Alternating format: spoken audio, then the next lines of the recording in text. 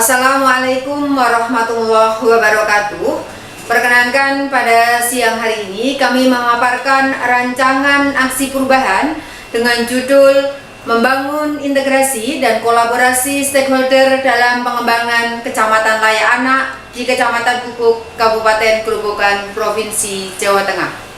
Kami awali dengan pemaparan kedudukan kecamatan berdasarkan pasal 2 ayat 1 Peraturan Bupati Grobogan nomor 75 tahun 2016 bahwa kecamatan merupakan perangkat daerah dalam rangka meningkatkan koordinasi penyelenggaraan pemerintahan, pelayanan publik dan pemberdayaan masyarakat desa dan kelurahan.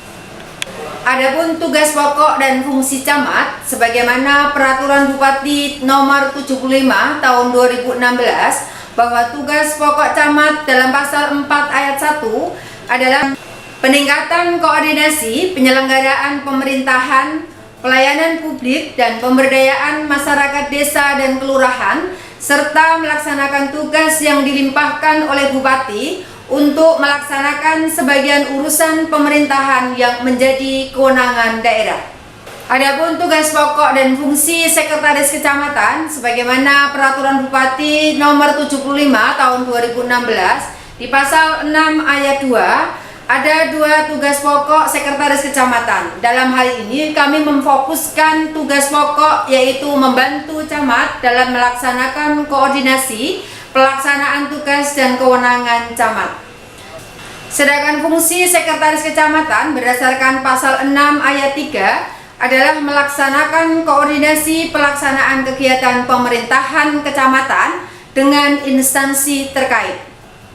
Berdasarkan diagnosa organisasi, kami menemukan isu strategis dalam pelaksanaan tupoksi, yaitu kurangnya komitmen stakeholder dalam pengembangan Kecamatan Layak Anak yang menghambat terwujudnya Kecamatan Layak Anak.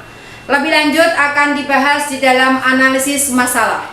Intervensi yang akan kami lakukan untuk pemecahan isu strategis sesuai dengan visi misi Kabupaten Grobogan tahun 2016 tahun 2021 sebagaimana tercantum dalam Peraturan Daerah Kabupaten Grobogan nomor 10 tahun 2016 yaitu terwujudnya masyarakat Kabupaten Grobogan yang sejahtera secara utuh dan menyeluruh. Dan misi ke-9 yaitu meningkatkan pemerataan pendapatan, pembangunan antar wilayah, kesetaraan gender, perlindungan anak dan penanggulangan kemiskinan. Pencapaian misi ke-9 dirumuskan dalam tujuan dan sasaran yaitu peningkatan kualitas pelayanan pendidikan, kesehatan, pemberdayaan masyarakat, keolahragaan, pemuda dan KB serta pelayanan sosial dasar lainnya dengan indikator sasaran presentasi Kecamatan Layak Anak mencapai 100%. Berdasarkan diagnosa organisasi, permasalahan yang muncul dalam pelaksanaan tupoksi ada 5. Yang pertama, belum terlaksananya pengelolaan arsip dengan baik yang berpengaruh terhadap pendokumentasian arsip. Masalah yang kedua yaitu kurangnya komitmen stakeholder dalam pengembangan Kecamatan Layak Anak yang menghambat terwujudnya Kecamatan Layak Anak. Yang ketiga yaitu belum adanya pelayanan administrasi kepegawaian secara cepat dan mudah. Yang keempat, kurangnya kemampuan pejabat fungsional pengelolaan keuangan yang berpengaruh terhadap ketepatan waktu pembuatan SPJ. Yang kelima, kurangnya koordinasi antar Kasih dan Kasubag yang berpengaruh pada kelancaran pelaksanaan tugas pokok dan fungsi. Sedangkan kondisi yang diinginkan yang pertama yaitu pendokumentasian arsip secara tertib sebagai dampak dari pengelolaan arsip yang baik. Yang kedua yaitu pengembangan Kecamatan Layak Anak berjalan dengan lancar akibat adanya komitmen stakeholder menuju Kecamatan Layak Anak. Yang ketiga yaitu tersedianya pelayanan administrasi kepegawaian secara cepat dan mudah. Yang keempat, pembuatan SPJ dapat diselesaikan secara tepat waktu sebagai wujud pengelolaan keuangan yang baik. Yang kelima, koordinasi antar Kasih dan Kasubag berjalan dengan baik guna kelancaran pelaksanaan tugas pokok dan fungsi. Untuk mengetahui isu strategis, kami melakukan tapisan masalah dengan menggunakan metode USG. Dari 5 persoalan yang muncul di dalam pelaksanaan tupoksi, diperoleh peringkat tertinggi dengan total 15, yaitu kurangnya komitmen stakeholder dalam pengembangan Kecamatan Layak Anak yang menghambat terwujudnya Kecamatan Layak Anak. Atas isu strategis tersebut, kami melakukan intervensi dengan membangun integrasi dan kolaborasi stakeholder dalam pengembangan Kecamatan Layak Anak menuju Gubuk Peduli Anak Grobogan Hebat. Kami membagi tujuan rancangan aksi perubahan dalam 3 tahapan, yaitu jangka pendek, menengah, dan panjang.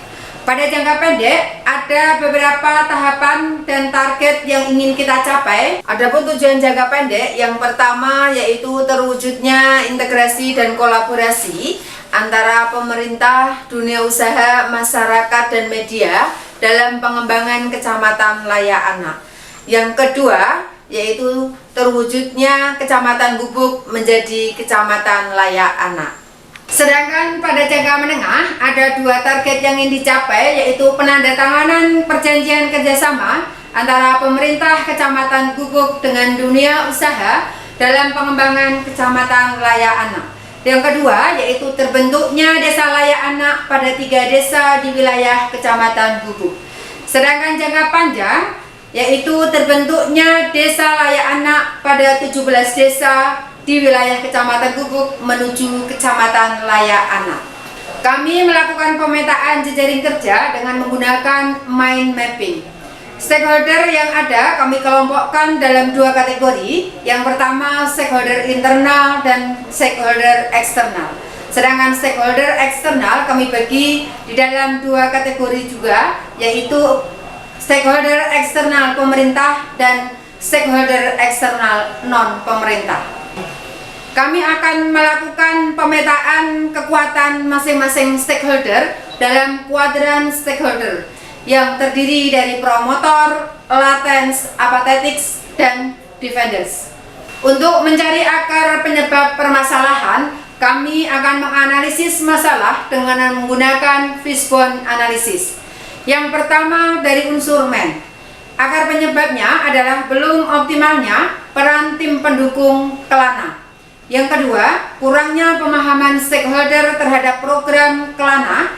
Yang ketiga, perlunya koordinasi antar stakeholder untuk mewujudkan Kelana. Di unsur money, ada akar penyebab permasalahan, yaitu masih kurangnya kolaborasi pemerintah desa dalam mendukung Kecamatan Layak Anak, khususnya kebijakan anggaran. Yang ketiga, dari unsur mesin, belum adanya media yang mendukung Kecamatan Layak Anak. Yang keempat, dari unsur metode, belum adanya pernyataan secara bersama antar stakeholder terkait komitmen mewujudkan Kelana. Selanjutnya, belum optimalnya pengawasan pelaksanaan Kecamatan Layak Anak. Di unsur yang kelima, berkaitan dengan measurement, yaitu belum adanya rencana aksi Kecamatan Layak Anak. Yang terakhir, di unsur milieu, ada 2 akar permasalahan. Yang pertama, yaitu belum optimalnya peran dunia usaha dalam mendukung Kelana. Yang kedua, belum terbentuknya Desa Layak Anak. Adapun inovasi yang kami ambil berkaitan dengan tupoksi sebagaimana kami sampaikan sebelumnya, ada 3 inovasi yang kami lakukan. Yang pertama yaitu pelibatan 4 pilar pembangunan anak melalui membangun integrasi dan kolaborasi stakeholder baik dari unsur pemerintah, masyarakat, dunia usaha, dan media dalam penyusunan dokumen rencana aksi Kecamatan Layak Anak. Inovasi yang kedua yaitu mengaplikasikan teknologi informasi berupa penyediaan website Kecamatan Layak Anak. Inovasi yang ketiga yaitu melibatkan dunia usaha dalam pembiayaan program pemenuhan hak anak. Adapun tahapan kegiatan atau milestone yang kami rencanakan, ada 10 tahapan kegiatan. Yang pertama, pembentukan tim efektif. Yang kedua, rapat koordinasi. Tahapan yang ketiga yaitu sosialisasi Kecamatan Layak Anak. Tahapan yang keempat yaitu penyusunan rencana aksi Kecamatan Layak Anak. Tahapan yang kelima yaitu advokasi pengarus utamaan pemenuhan hak anak atau PUHA kepada desa dalam penyusunan APBDes. Tahapan yang keenam yaitu penjajakan kerjasama dengan dunia usaha. Tahapan yang ketujuh pembuatan website Kecamatan Layak Anak. Tahapan yang kedelapan yaitu pengembangan desa layak anak.